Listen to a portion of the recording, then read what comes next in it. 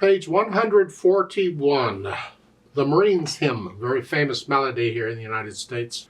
On these pages, they're introducing you to the primary chords in G major. So let's review primary chords. It's kind of important you understand them.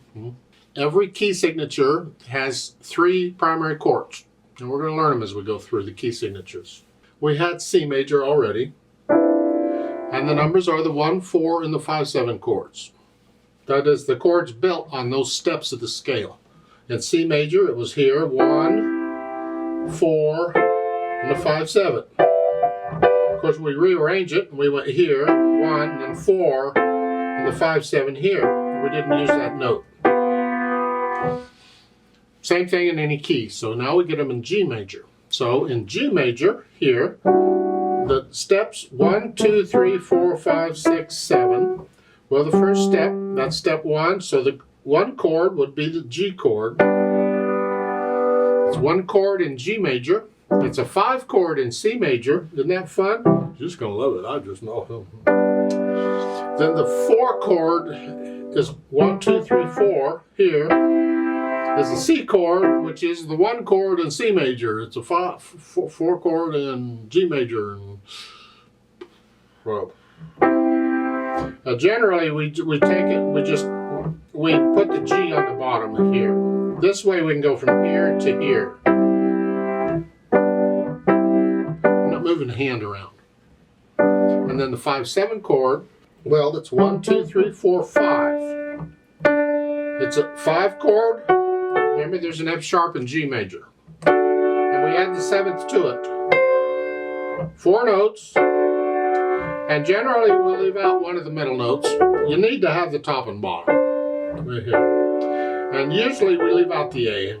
And we don't use this, and we'll put the F sharp on the bottom here, so it's this. The A is here. So it's 1, 4, 5, 7, 1. Should do it in both hands.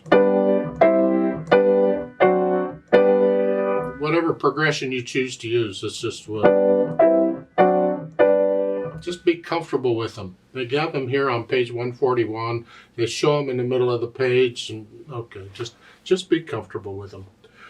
All of the keys work the same way. So once you understand how to figure them out, you got it. Now for Marine's Hymn, this is 2 lines long. We do have a repeat sign at the end of the first line, and we have a DC all fine at the end of the second line. I got to deal with that. Treble and bass clef, 4/4 time, 1 sharp in the key signature, so we're in the key of G major. Make sure you can do the G major scale, at least 1 octave up and down. Just do what I say in the video on G major scale. And I might mention, I think you'll get more out of my scale videos if you had watched the introductory video on scales first. And that helps to explain things. I don't like having to repeat everything on every video, so I sometimes do an introductory where I say main things, and then I don't mention them much in the videos. I'm lazy. I don't want to repeat all that junk. We have a pickup beat, so we're coming in on beat 4. There should be a beat elsewhere with 3 beats in it, a measure elsewhere with 3 beats in it. I don't know what I'm talking about. I need some coffee. Well, at the end of the first line, you got 3 beats. But then in the beginning of the second line, you got 1 measure again with 1 beat in it. Well, that means I need another measure with 3 beats in it. Well, at the end of the second line, there's that too. So we're okay. We're fine. It all comes out to equal 4 beats in every measure when you put the split measures together. Let's check our fingering. We got some fun things going on here in the fingering. In the right hand, 4 and 1. 4 and 1, and each of all these, we got 5 of these D's, and we're going to change fingers on all of them. We want to be from this position to this position, and we're going to use these D's to get there. And this is a fun. I like this fingering. 5, 4, each one. Good practice. Should do it in both hands. Here, let's come down here. It's here. 4, 3. Just to get the practice of using the different fingers on the same note. You eventually get where you don't even have to look at the keyboard. You'll feel it. You can just feel that. It's important that you get this. 5, 4, 3, 2. and then the second full measure. 1 and 2 and 1. And then cross over, relax. Your hand will move if you'll just relax. The thumb is a little bit flexible, and then reach out. You may have to come over a little bit, but don't come way out over here and trying to do this. Just relax the thumb. It'll move some if you let it. Here. And then the next to the last measure on the first line, we have a dotted rhythm, but now the short notes first. 2 and 3 and. That's okay. 3 and 4 and 1. And then going on to the second line, you reach up to the octave and claps. 1 and 2 and 3 and. And then see the short notes first. 3 and 4 and 1. So you got some nice rhythm things going on in here. Now when you finish the last line, second line, you go back to the beginning and you got to reach down to the G. Here. Left hand, you got the primary chords. So you got the 1 chord and the 5/7 chord. And the second line, you get the 4 chord. Okay. Put the hands together. And again, we're just trying to make sure we can get the hands to work together here. You hesitate all you need to for now. Just trying to get the hands to work. So we're here, here. So all these go together. And then you here, and then here. These fingers go together because you change chords here. And then here, so I'm changing in both hands, and that gets tricky. That takes some practice. So again, it's here, and then here, and then here, and 2. And make sure you lift up in the left hand, it has a rest.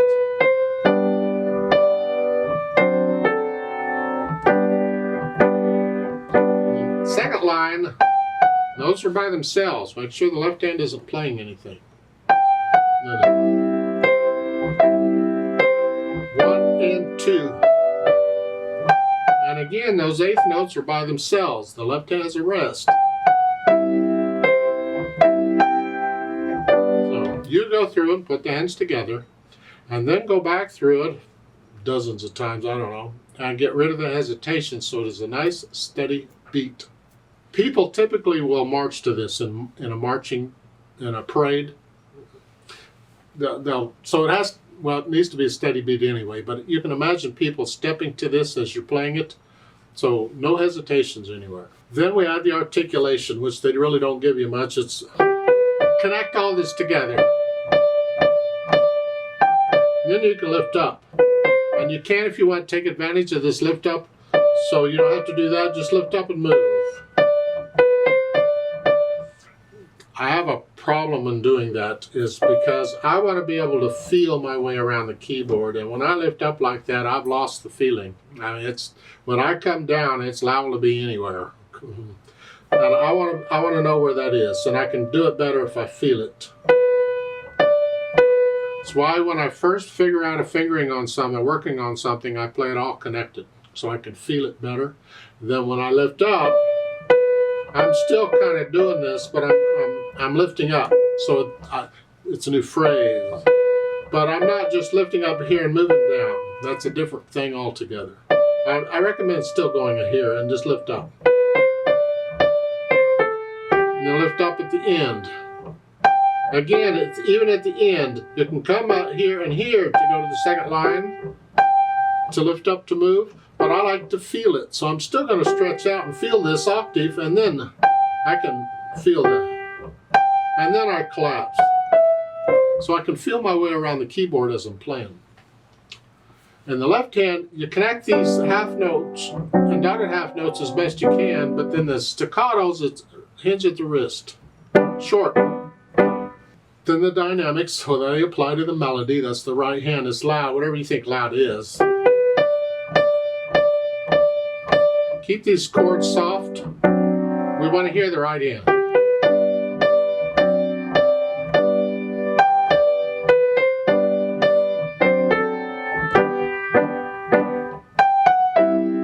So forth.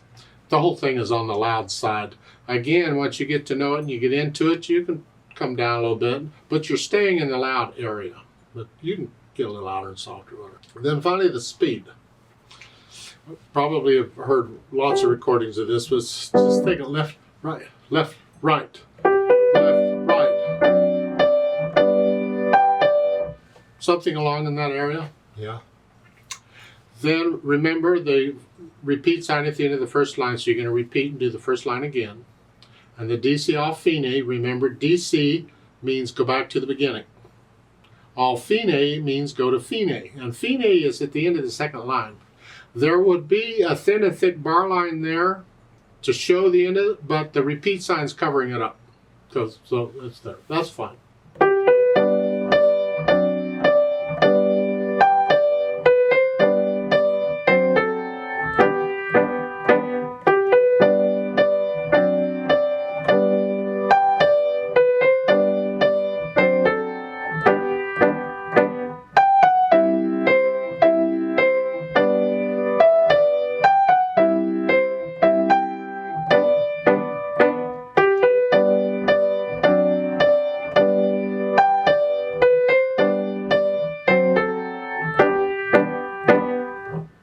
Watch out at the end of this, after you've done the DC all fine and you're doing this, the first line again. You don't repeat after the DC all fine, just play it one time. But at the end, the last measure, that's a staccato, it's done, and you're still holding that down till the end of the third beat. So it's 1, 2, 3, 4. It would come up on beat 4. So make sure, don't come up at the same time. That's not what's written. Now, you could interpret it that way and get away with it. I interpreted it that. But the interpretation comes later. Right now you play it exactly as written. And that means you hold that down for the full 3 counts. Yeah. By the way, I want to mention right quick, in the middle of the page there, they give you a G major chord progression. That is one progression. There's a lot of different progressions. That's just one idea of how it might go. Don't think, well, that's how it has to go. No, it's not. Now I'd like to play this with you slowly. And let's double check the notes and the rhythms. Not going to do any dynamics. There aren't any really, but I'm going to do both hands about the same. We are going to do the repeat and the DC all fine and all that. So I'll give us 3 counts, and let's just play it slowly together. 1, ready, and go, and.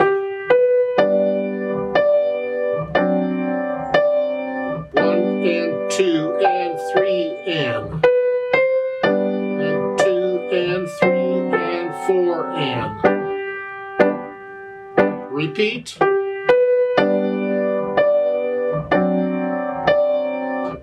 and 2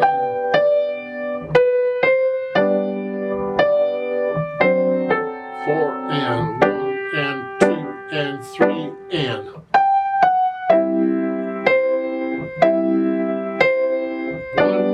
2 and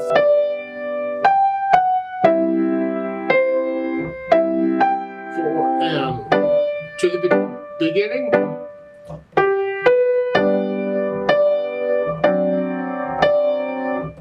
and 2 and